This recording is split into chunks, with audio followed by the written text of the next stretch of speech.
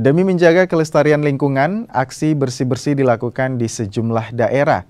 Tak hanya karyawan, ASN pun turut serta lakukan bersih-bersih di sejumlah lokasi.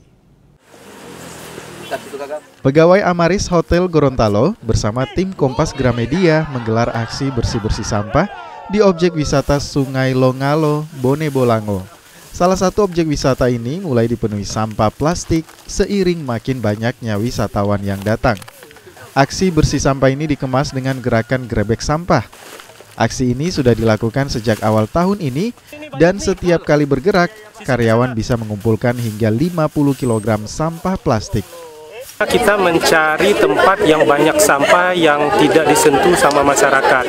Jadi kita mencoba untuk menjaga lingkungan lebih sehat, kemudian untuk menjaga bumi global warming. Nah, di samping itu juga kita akan menanam pohon juga nanti di sini.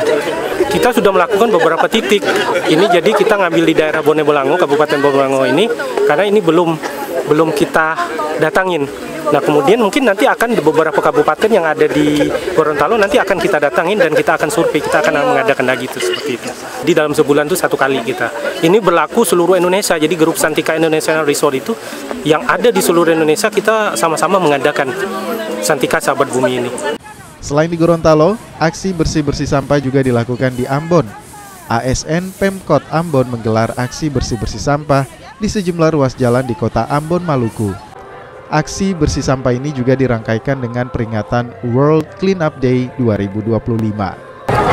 Laut, sungai, selokan, parit, ya bukan lagi tempat kita untuk membuang sampah.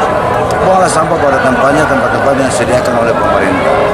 Kita berharap momentum ini ditambah lagi dengan kita semangati memberikan paket sembako kepada petugas sampah di Kota Ambon, kemudian memastikan ya 9 unit mobil, kita masih menunggu satu kan, konvektor belum datang.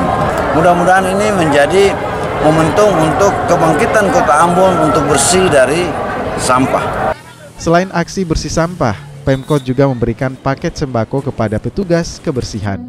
Tim Liputan, Kompas TV.